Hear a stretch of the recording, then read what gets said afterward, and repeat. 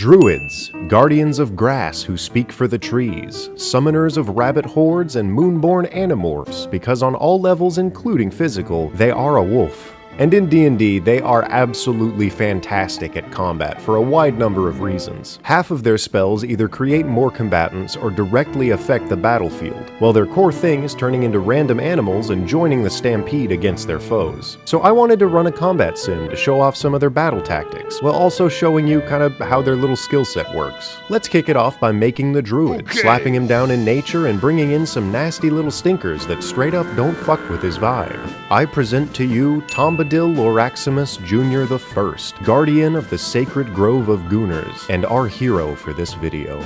But all is not well in the sacred grove, since it sits on a perfect ley line where you could appropriately raise the ancient undead god Skelebingus. Arriving now at the grove, a couple beers deep and looking for a fight, is Squiggly Piggums, acolyte of Skelebingus. And she's not alone.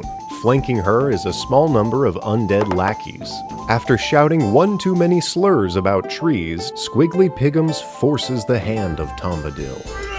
We'll be running with the Death Cultist stat block for our enemy, which is all the way up at challenge rating 8. To combat that, we'll jump our Druid up to level 12. Don't worry your pretty little head, after level 2 the tactics for Druids are pretty much the same. I'll also be sticking with Circle of the Land for our bad boy Tombadil. Let's kick this combat off with round 1. Mr. Loraximus naturally goes first. As a Druid, it's your job to sling out a concentration spell with the magic action, and then pull a Beast Boy to help tank your hits while upping your mobility. It's a good rule of thumb, although I'm stingy and hate doing it myself, to start at the top of your spell slots and then work your way down. Going up the levels, you might want to start this with Entangle, Moonbeam, Conjure Animals, Call the Homies, Big Ass Bugs, or just a bunch of bugs. But since we're level 12, we're gonna go ahead and throw up a Wall of Thorns. I'm gonna opt for the Circle variant to surround our foe while catching their lackeys in the immediate damage. This also cuts off Squiggly's line of sight, hiding the transformation the Druid's about to make, and completely halting her attacks unless she wants to wade through the thorns.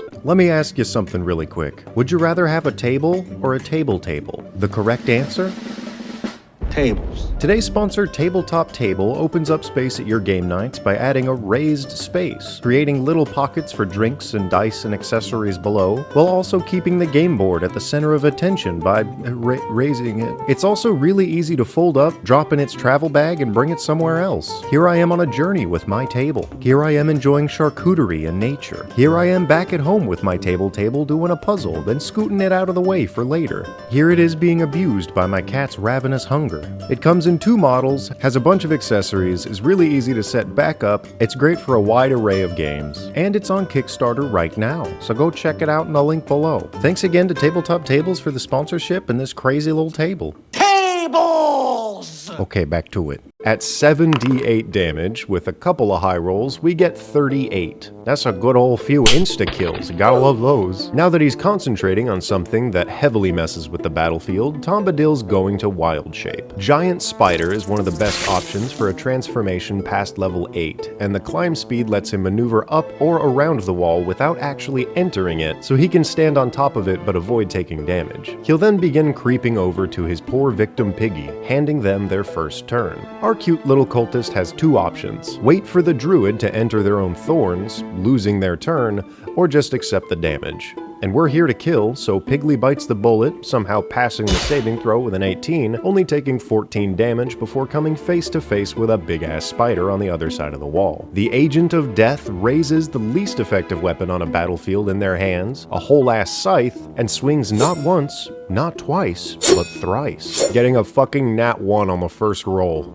I want to punish that somehow. Let's prick her finger on a wide swing for 1 whole damage. Swings 2 and 3 will land for a buttload of necrotic damage that also halt healing, which is super fun. The Druid's concentration stays up, and so do the Thorns. A little note here, the new change Wild Shape allows him to stay in this form while taking damage because he doesn't get the monster's entire hit point pool anymore. They pulled a proper debuff on the unkillability of Druids. I'm sad about it, but I respect it. Round 2. The spider can't deal a whole lot of damage, and spending our whole action spitting out a web seems kinda dumb now that we're right next to each other. I want to shove the cultist back into the wall and repeat the damage once or maybe twice, but I don't think the new rules have a shove action anymore. Damn. Wild Shape is kind of useless now that our bonus hit points are gone.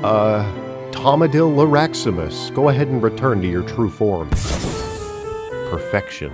Well, now that the Thornwall's not gonna accomplish anything, let's go ahead and swap out for the new version of Conjure Animals and upcast it to level 5. Tommy Boy snaps his fuzzy dwarven fingers and recites some incantations, causing spectral animals of my choice to swarm the intruder. Since the new wording of the spell says that they take an animal form and not a beast, I'm gonna rule that peoples is animals, so a bunch of spectral naked dudes are gonna hang out with us for the rest of combat. Alternatively, I could have done little pigs to make fun of Piggleton. Nah. The dudes start biting at her. She fails the save and takes 28 slashing damage. And now it's her turn. Let's get creative with the villain and use the scythe 3 more times. Oh my god, she rolled a 2, a 2, and a 13. No, fuck, it's all falling apart. He failed his concentration too. Well, we lost the boys. Now that we're at round 3, let's check the board. Our hit points are at 85 for the Druid and 84 for the Cultist. Weird. Let's use the other summoning spell. I mean, being a Druid is all about how much of nature you can get to work with. Conjure Woodland Beings makes a fancy little circle of those white dudes from Princess Mononoke who will follow you around like Pikmin and deal blasts of force damage to creatures they touch. That's a successful wisdom save, but because Druids are great, everything deals half damage anyway. I love auto hits, even if they only do 8 damage. Cool. Back to Pigums. What do we think they're gonna do? A hit, and another fucking 2. That's still a total of 40 damage that's gonna block all healing, and 2 consecutive Constitution saving throws. It's a good thing he beats them. Now thinking this out, if the cultist left the spell's area, the Druid gets to make an attack of opportunity and then just re-enters their space, proccing the ability again. So I think they're just gonna trade blows while standing still. The turn ends, the Pikmin wail on the cultist for a successful 19 damage, and we enter round 4. Because these are some durable motherfuckers. Tombadil is going to use yet another saving throw spell. Let's go ahead and hit him with Blight. With a narrow failure, she takes a whopping 30 damage. Even though the Druid can't recover hit points, Wild Shaping gives you temporary hit points equal to your level, and we really fucking need that right now because this fight is hard. Funnily enough, giant crabs have the best AC out of our selection, so we're gonna run with that, even though it's challenge rating 1/8. Oh shit. With the update, you could be like a fly with 100 hit points. That's kinda awesome. Back to her with 3 more scythe swings, and my bad rolls save the crab from death by hitting only once. The little buddy concentration stays up, and they stay slapping for 12 more damage. Now that we're down to round 5, it is killing blow time. Our enemy has 15 hit points left. I've kept a 5th level spell slot in the back of my pocket this whole time, and looking at the math, Blight does an average of 5 more damage than all the other options. I think that's because it's single target, unlike Fireball. So with a big blast of ironic necrotic damage, the Death Cultist is slain and the Gooner's Grove is saved, thanks to a nearly annihilated Druid. He now returns to his throne to take a well-earned long rest where he will be doing nothing of note. The challenge calculator said this fight was between hard and deadly, and yeah, this shit was hard. Was that educational at all? Did you like it? Is it sad that the pig died? Let me know in the comments down there. Thank you.